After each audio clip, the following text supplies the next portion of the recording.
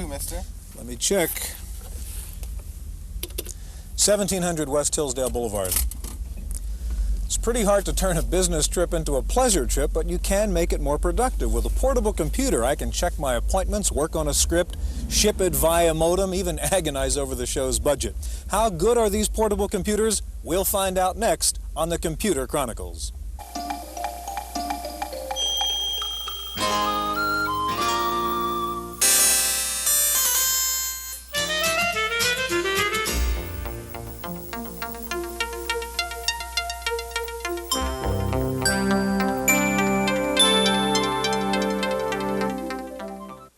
The Computer Chronicles is brought to you in part by McGraw-Hill, publishers of Popular Computing, the magazine that gives readers an understanding of the technology and applications of microcomputers and software in office, home, and classroom. Popular Computing, the authoritative microcomputer magazine from McGraw-Hill.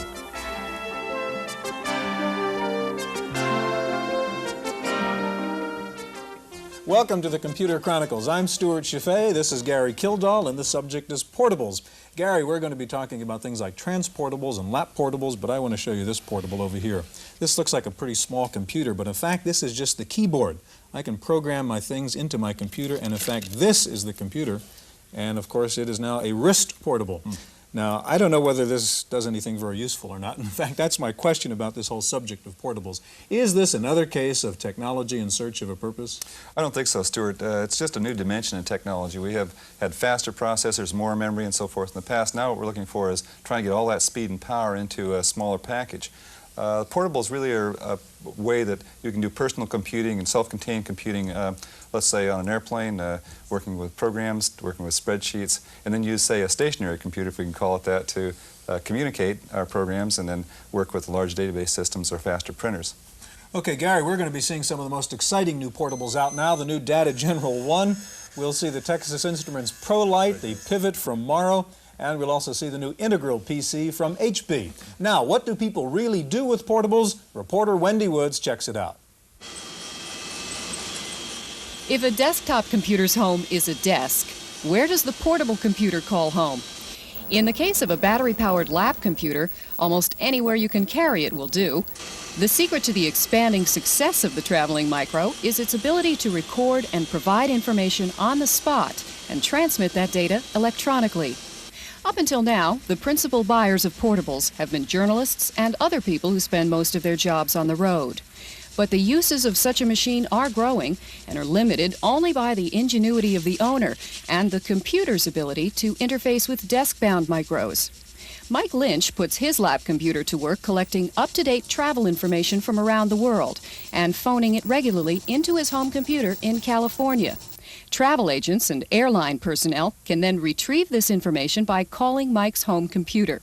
The weather, currency exchange, special events, and special bargains then become available to other travelers almost immediately.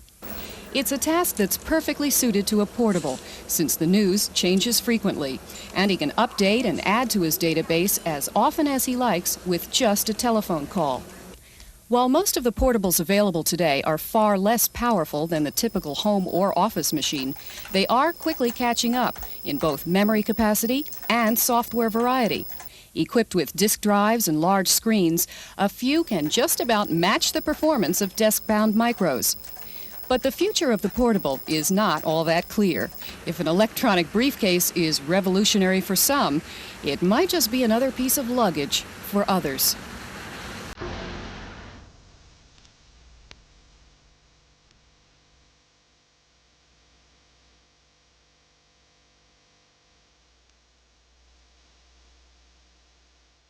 Joining us now is Roland Archer, who's the Manager of Software Development at Data General, and Ferris Gaffney, who's the Manager of Product Marketing at Texas Instruments. Gary. Stuart, you know what makes portables really exciting is that a machine this capable, say 20 years ago, would have filled the whole room. So there's a lot of technology that's caused all this to happen. Just exactly what's gone on? Well, there's been a lot of things that have happened, Gary. One of the main areas that have allowed us to put the power of a desktop computer into a briefcase-sized machine is in the LCD. And I did bring along an LCD screen outside of its case to show your viewers what the unit looks like. And one of the key things is not only the ability to make an LCD this large, but also the special controllers that are needed in order to control an LCD this large. Roland, this is the same kind of a size of display as a standard, say, cathode ray tube display, a CRT That's display. right. It has 80 by 25 characters and 640 by 256 pixels for graphics. Okay, now Roland, that's a major advancement in the Data General 1. What technology did it take to get you to come up with the full screen size? Well, in order to come up with a screen this large, we approached several Japanese vendors through our Japanese subsidiary, Nippon Data General. Let me put this down for a moment. And they, at the time that we approached them, they had just finished their 16-line displays, so they were not very interested in right away starting with a 24 and 25 line. But we were able to convince them of the importance of that for the Japanese marketplace. Isn't it true also that the Japanese were really pioneers in, say, the CMOS parts as well? Yeah, the other main area that has come together to allow a battery-powered portable is the CMOS, which is a low-powered logic family. And in fact, here I have, this is the main brain, the CPU that is inside the Data General 1. And again, you see all these components are CMOS, and not only are they CMOS, but they're surface mount, which means if you look at a traditional component, which tends to have the pins and plugs into a socket, this instead is laser soldered onto the board. So this gives you a lower profile on the parts themselves. We can actually mount the parts on both sides. Is this the memory here on one side? This is all the memory. There's 128 K bytes of memory. So there's 128 K right in this little area. That's right. That's right. And these two gate arrays control the screen as well. On your screen again, Roland, didn't you in fact approach the problem by in fact having a bunch of sub-screens which you're kind of running simultaneously? Well, that's part of what you have to do. The screen is divided conceptually to the logic into two components. And those two components are controlled together by the gate array controllers, and you get quite a smooth effect of scrolling up from one end to the other. I can start something running here while we're talking about some other things. Okay. Ferris may have a comment on this. That one of the things that's pretty obvious when you see these screens is that they are black and white. And it seems like a lot of the applications these days are involving color. Do you see any directions there? Okay, can I show you my ProLite computer? Give the competition equal time here. Okay. We introduced this machine in November, and as Roland's machine, we do have a full-screen LCD, which is the primary driving force in letting this machine be available now. It is full-screen, 25 lines by 80 columns. And as Gary mentioned, you cannot get LCDs in color, but you can still do a lot of useful work in black and white screens. We've targeted the machine primarily at people whose job is in the field, such as salesmen, insurance agents, service representatives. And they've been looking for PC power and a true portable that they can carry around. And we've now provided that. Do they use these as a primary computing device, or do they use it sort of as a peripheral in the sense that they go off on an airplane and do some computing and then come back and connect to that? Well, I think there are two uses. One is as a general productivity aid, just to help them do their job better, be more efficient in order entry and communications with the factory. The other is the new wave of applications that are requiring computer technology to be able to solve a problem, such as universal life insurance. It's a very complex sell, and it involves a lot of what-if analysis, and allowing this to be done at the client's site now on a portable is a major step forward. But does that require, say, a larger storage system, some sort of mass storage devices beyond floppies, or not? No, not really. Now, what we have done, another new technology that we didn't mention was the advent of the 256K RAM chip. That allows us to put 768K of user RAM memory in this machine. So we've not sacrificed anything as far as desktop PC functionality. Yeah. When you get when you're working with these machines, how much, say, backup storage do you have to work with generally? Okay, now we can have either one or two disk drives. Another new technology that we've both incorporated is the new 3.5-inch diskettes. Micro floppy drives. We can either put one or two on this machine, and it has double the storage of the 5.25 drives. It's actually twice the storage. Yeah, I think that's one of the key points when you compare these to a desktop computer is that you have, in this little floppy, you have 720 K bytes of storage, so inside the unit you have the ability to have 1.5 megabytes of storage, which is really enough for most applications, considering the number that are doing it today with just two drives totaling 720 K.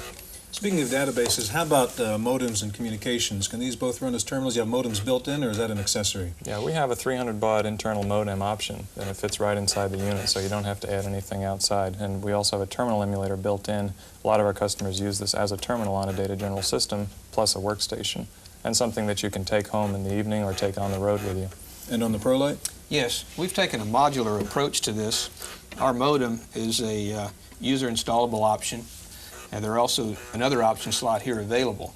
And we think that value-added type applications where somebody will do a special interface board to interface a particular piece of equipment is going to be a big plus for us. The modem, of course, is very important for the guy whose job is in the field. He'll be uploading and downloading data from a host computer at some point.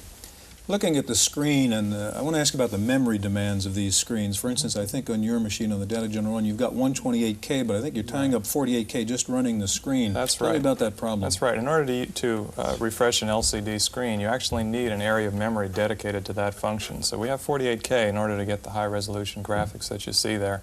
And also, we've emulated the same display adapter devices that IBM PC software expect to see. So software that writes directly into that screen memory still functions on the Data General 1. Now this brings up a point is, if we start with 128K, it seems like the sort of the standard size nowadays is 256K. And also one drive seems to be some limitation. Now what about pricing? How does this all fit? This low-end system, is this kind of a bait and switch strategy? Well, we have quite a few third-party software packages that will run in the 128K system, so it didn't make sense not to offer that. I see. And similarly with the one drive, but of course since the one drive holds twice the capacity of a 5 1/4 inch floppy, a lot of programs, for example, Lotus took their IBM PC version and fit it all onto one diskette, so you don't have to do any diskette swapping. And memory-wise, if you want more memory, we'll be happy to sell it to you. Just in general, what kind of price ranges are we talking Our about? base unit is $28.95 with 128 bytes and one 720 KB floppy. Okay, and then if we run it up to say, let's say a quarter megabyte, 256K with 2 drives, what are we running then? That's a 4095 system right now, Gary. And on the TI? Okay, we started at 256K. Our machine with one drive and 256K is $29.95, again expandable to 768.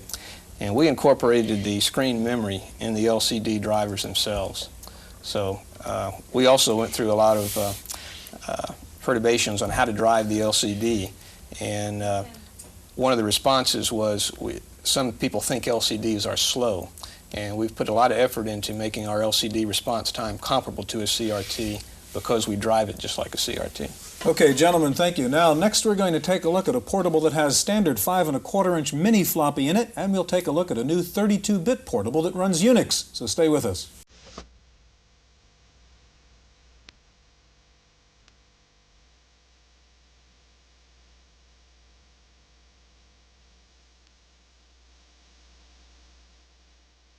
Joining us now is Srini Nageshwar. Srini is the retail marketing manager of the personal computer division at Hewlett-Packard, and George Morrow, who is chairman and founder of Morrow Computers. And we're going to be looking at some very spectacular portables here in just a moment. First, though, as many of these portables come out, they all, of course, have hopes of great success, but there have been some significant failures in the portables, and Wendy Woods has a report on one of them. Gavilan's briefcase-sized portable with a 3-inch drive, an 8-line display, a modem, a printer, and a 7-hour battery life made a flashy entrance in a limousine in the spring of '83 and appeared to be the machine that everyone was waiting for. The company saw an open road to success. What Gavilan didn't see is that it was caught in a fast-changing industry where a 3.5-inch drive, IBM compatibility, and a 16-line display were becoming the standard. Gavilan delayed production for a year to re-engineer its portable, a fatal mistake. It's unfortunately a classic case of having state-of-the-art technology, having a really wonderful machine, having probably the best sales staff I've ever seen in the business. They had the best of everything, but they missed the window of opportunity. Their product was too late getting into the market. Can I hear 200? You're looking at a $3,000 machine. Can I hear $200? Gavilan went bankrupt last year, having sold only about 1,000 of the machines. Its final auction became a sad lesson for the entire industry. The leaders, in a technological sense, frequently just either don't have enough funding, or they miss their window, or the market timing is not quite right, and they don't make money from it. But in terms of the impact on the portable computer market, they advanced the technology. They contributed greatly. Gavilan wasn't the first portable computer maker to go under, but it certainly was one of the most expensive failures. More than $31 million in venture capital went into this company during its short life. All of it was lost because Gavilan was a victim of bad timing. Reporting for the Computer Chronicles, I'm Wendy Woods. Well, a story like that makes me glad I'm in the software business. Right. It just really shows that there are lots of different components that make up the success of a small computer system. And in the case of portables, it seems to me the display has to improve considerably. At least in my own experience, sitting on an airplane, getting light from different directions, that it'll fade, become unusable at a certain point. I'm kind of interested to see where this display technology is going. We've got a couple of examples here, and George? Well, your liquid crystal display technology uses existing light to give you visual information. And the electroluminescent type, or the CRT, gives you... This is the machine you're referring to as the machine that That's right. Srini brought with him. It has the It has an electroluminescent display. Compared to the LCDs, which are on the first machines we looked at in the That's show. right. That's right. And these displays use their own power. They chew up power to create light so that you can look at it. In a low ambient light environment, they're excellent. In a high ambient light environment, the liquid crystal is a lot better than the present generation of electroluminescent. Now, how do you cover both those problems? Well, one way to cover both those problems is you backlight your LCDs with some electroluminescence. Understand, these technologies are in an evolving state. Your electroluminescent is going to get more efficient. That means it'll give you more light for less power. And your liquid crystals are going to get, the contrast is going to improve as time goes on, which will give you more visual feedback for a given amount of incident light. Now, what about the work that the Japanese are doing? For example, the new Casio TV is a color TV that has a liquid crystal display. Are we going to see that move into, let's say, a small Well, the whole development of liquid crystal displays in Japan, as far as I'm concerned, is aimed toward flat panel televisions. Mm-hmm. And even if they don't make it, the stage they'll get to will be perfectly acceptable for good graphics and good contrast. As a matter of fact, I believe these machines, in a year from now, you'll be able to have color. You'll have liquid crystals that will give you at least 2 colors. And this is going to be great for graphics. This eliminates all the big tubes and the big power supplies and so forth. And all those the masks and the tremendous number of stages that these color television sets go through now. Can I ask you both to do something here? If you can punch a couple buttons so we could see what that ELD display looks like while we're talking here, Srini. And George, you have your Pivot with That's you. right. And why don't you show us what that is and how it differs from the other machines we've seen? Well, it differs in a couple of ways. It uses an LCD just like a lot of the other machines. It does have one thing that the rest of the machines don't have, and that's a 5¼ inch disc. Either you don't have a disc like the HP people and they expect to carry your stuff around in ROM, or they have 3½ inch discs. Now, if you go out and buy Lotus for $500, you'll find that if you don't have a pair of scissors with you, you're going to have to spend another $300 on your 3½ inch version of Lotus. If I can interrupt a second, I just want to take a look at the pictures that are being painted on the ELD, which is interesting. It's very impressive. But now this is a fixed demonstration. It's a fixed demonstration Okay, we see of that. a space shuttle. And That's right. you can see the thing being moved around. You can actually, in your hotel room, design airplanes. If you want to, yes. That's right. You have nothing better to do, right? Let's go into another topic, and that's the backup storage technology. We're dealing here with a device that's become very semiconductor-oriented, That's the right. RAMs and so forth, the LCD display and so forth. But now we have a mechanical device and a floppy disk drive. What's going to happen as far as backup storage? Well, backup storage, being able to carry your work around with you, and the HP machine, you carry it around as CMOS static RAM. Mm-hmm. It's low power, and it has a lead-acid battery that keeps it alive. In this machine, just like your PC, you carry it around in your floppy. It does take more power, and it does produce more weight. But we feel that the function that it gives you, you're carrying around a standard environment. Nothing could be more standard than this. Actually, Gary, I think to a large extent, storage issues are affected, I think, by 2 parameters. One is the fact that as we were designing the portable and when we decided not to put in a 3½ inch disk drive, there were 2 things that made us do that. One is when you carry these machines around, you really want instant availability. What that says is very often what I do is I'm sitting at an airport waiting for a plane to take off and I'm finishing up my travel expense report while I'm doing that, and I don't want to load up a disk and start a spreadsheet and so on. Sometimes I think the best place to sell these would be at airport terminals. That's, I think so too. That's where people use them quite a lot. So that's one aspect. I've been in airports a long time, and I don't see very many of these machines in airports. Occasionally I see someone with quite a list to themselves carrying around a compact, but aside from that, why? So we do I don't see people using them in airplanes or at airports. Well, what is the real market? We talked about that at the beginning. I mean, what do you need portables for? There are two things that we think you need portables for, Stewart. We try to break the market into two parts, composed of one set of people who basically take work away from their desk, and the other set of people who work away from their desk. And in the first category, you essentially have managers, executives, and professionals like some of us here. And in the second category, you have the insurance salesmen or, salesmen of various categories. And people who typically take work away from their desk are usually running spreadsheets or word processing or memo maker or whatever on there. And those are the kinds of programs you need. We don't think that you need a huge suite of programs to run on portables, and you basically want the basic stuff running and be available to you instantly. The other thing that we think is extremely important is that these people who travel around, they are really abusing their machine quite a bit. It ends up in boots of cars and underneath your airplane seat and so on.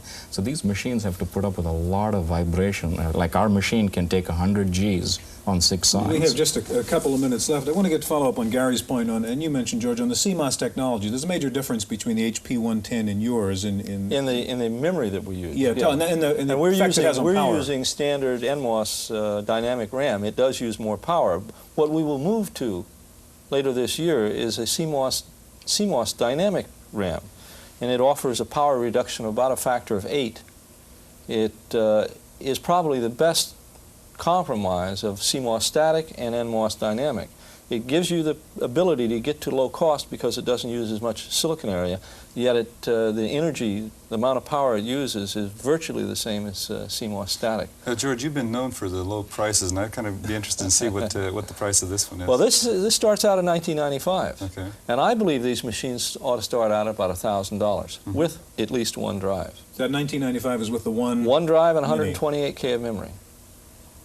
The natural price for these things is somewhere a very high-end machine with a very dense display with all sorts of bells and whistles should be around $2,000, and a good utilitarian machine should be around $1,000. Srini, where are we on the prices of these two quickly? Our portable, which includes all the software, goes at which includes about $1,000 worth of software, goes for $29.95. And this particular machine, which is really an AC-powered machine, which has the Unix operating system, whether it's the first transportable Unix, floppy-based Unix system, goes for $49.95. I want to touch quick, George, touch on this business of transportability and how much abuse a machine has to take. I think we have a history that these floppies stand up pretty good in moving around because Kpro has probably produced hundreds of thousands of these things, and Osborne before them produced a lot of them, and those machines are kicked around probably as much as a machine gets kicked George, around. That raises a point that this whole definition of portable is really a question when we're talking about portables, and we have a commentary on that subject from Paul Schindler. It's pretty easy to tell what's a portable computer. Now, this is a sewing machine. It's about the same size and weight as a lot of popular computers that call themselves portables. But if you were going to sew away from the house, would you carry your sewing machine? No, I don't think so. I think you'd take a needle. You wouldn't be able to do any fancy sewing, and you wouldn't be able to do it very quickly, but you'd be trading functionality for portability. Well, the same thing goes for computers. Now, this is my portable computer. I've been using it for a couple of years. It won't run CP/M programs, but I don't need CP/M programs. It does the job for me. It's light, it runs on batteries, not an extension cord. There's going to be a raging argument about what's portable when all of us are 6 feet underground. I say you need a full-size keyboard, at least 240 characters on the screen, and several hours worth of running on the internal battery. Plus, it should fit in a briefcase. Now, there's a few computers like that on the market, but I don't think there's going to be very many more, and I'll tell you why. Most of the people who need true portability are journalists, and most of us who can afford a portable already have one. So my fearless prediction for the future is more sewing machine computers and fewer briefcase computers. That's my opinion. I'm Paul Schindler.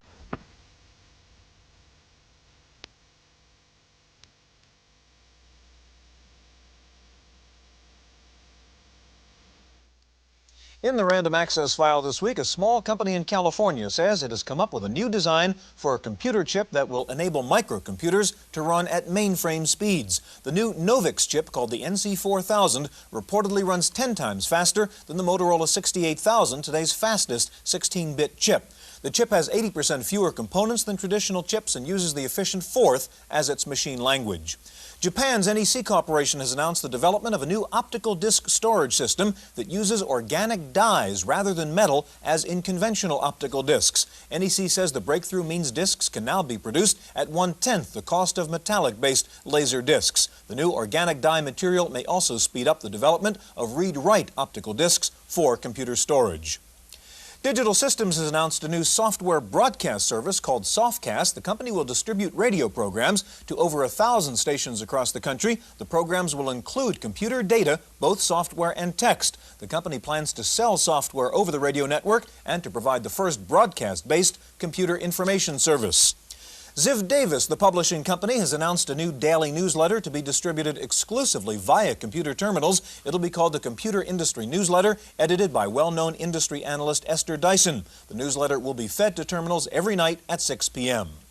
Hints from IBM last week that there indeed may be a replacement product for the now-defunct PC Junior. An IBM senior vice president said IBM is working on a new low-cost computer. And there are continuing rumors that IBM may introduce its IBM JX, a low-cost computer currently being sold only in Japan. The IBM exec also said Big Blue will begin producing its own hard disk drives in an effort to solve the drive problems on the AT. Paul Schindler's back now with this week's software review. I write for this magazine, and I want to tell you finding stories in back issues can be a real pain. That's why I index them by topic. And the program I use to help me is DBase 3. Now, sure, there have been other database managers in my life, simpler ones, including even DBase 2 now and then. DBase 3 isn't for everyone. It's complicated and, for the novice, intimidating. But I want to give credit to the people at Ashton Tate. DBase 3 is a lot less intimidating than DBase 2.